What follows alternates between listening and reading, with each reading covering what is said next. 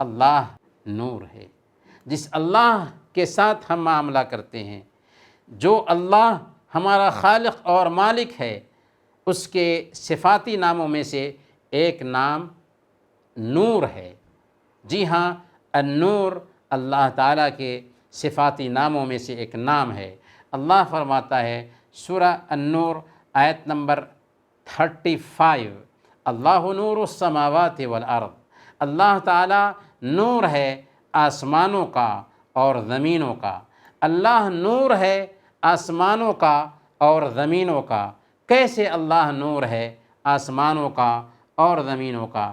تو اس کا مطلب یہ ہوا کہ اللہ تعالیٰ آسمانوں اور زمین کو ہدایت دینے والا ہے۔ گویا کہ نور سے مراد ہدایت ہے، یا معنی یہ ہے کہ اللہ تعالیٰ آسمان اور زمین کو روشنی بخشتا ہے۔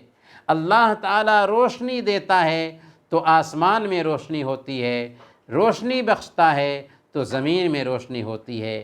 اگر یہ روشنی نہ بخشے تو آسمان اور زمین سب کے سب میں اندھیرا چھا جائے۔ یا مطلب اس آیت کا یہ ہے کہ اللہ تعالیٰ زمین و آسمان کی تدبیر کرتا ہے۔ اللہ زمین و آسمان کا نور ہے، یعنی اللہ تعالیٰ زمین و آسمان کو چلاتا ہے، اللہ تعالیٰ زمین و آسمان کی تدبیر کرتا ہے۔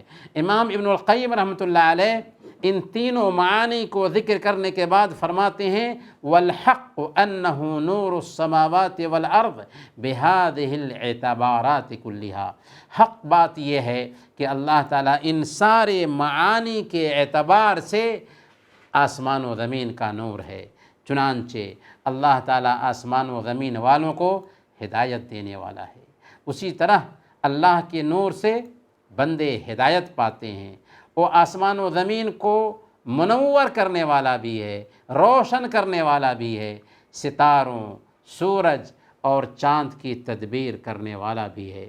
پھر اس نے اپنا نام النور رکھا ہے، اپنی کتاب کو نور کہا، اپنے رسول کو نور بنایا، اپنے دین کو نور بنایا۔ اس کی کتاب نور، اس کا رسول نور، اس کا دین نور، اس کی شریعت نور، اس کا کلام نور، اس کا حجاب نور ہے، اور اپنے بندوں کے لیے جنت میں اس نے نور ہی نور تیار کیا ہے۔ یہ ہے نور کا سفر، اس لیے نور کے سفر پہ نکلیں گے تو نجات ملے گی، اور اسلام، قرآن، شریعت پوری کی پوری دراصل ہمارے پاس نور ہی نور ہے۔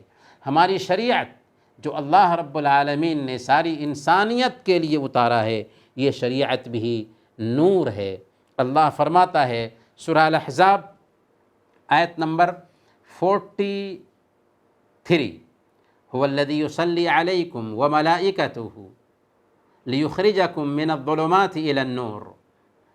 وہی وہ اللہ ہے جو تم پر اپنی رحمتیں بھیجتا ہے اور اس کے فرشتے تمہارے لیے دعائے رحمت کرتے ہیں تاکہ وہ تمہیں اندھیروں سے اجالے کی طرف لے جائیں۔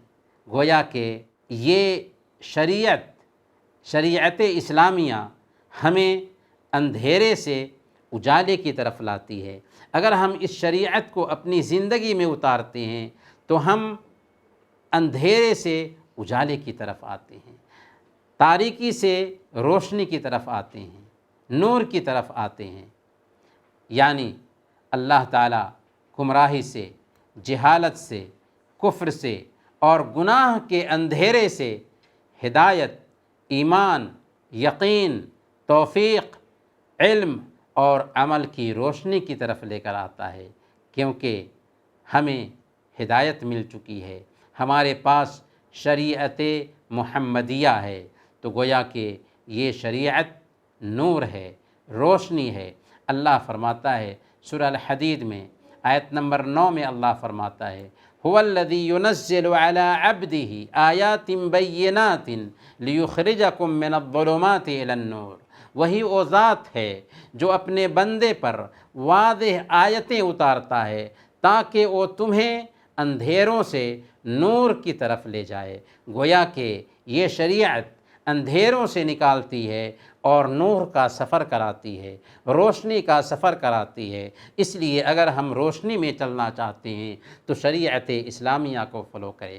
اگر ہم نے اللہ کے نبی صلی اللہ علیہ وسلم کی شریعت کو فالو نہیں کیا، اسلام کی تعلیمات کو اپنی زندگی میں نہیں اتارا، تو ہم اندھیرے میں رہیں گے۔ اگر ہم اسلام کی تعلیمات کو اپنی زندگی میں اتارتے ہیں تو ہم روشنی کا سفر کر رہے ہیں۔ اس لیے روشنی کا سفر ضروری ہے، دنیا میں سکون کی زندگی گزارنے کے لیے اور آخرت میں بھی نجات پانے کے لیے۔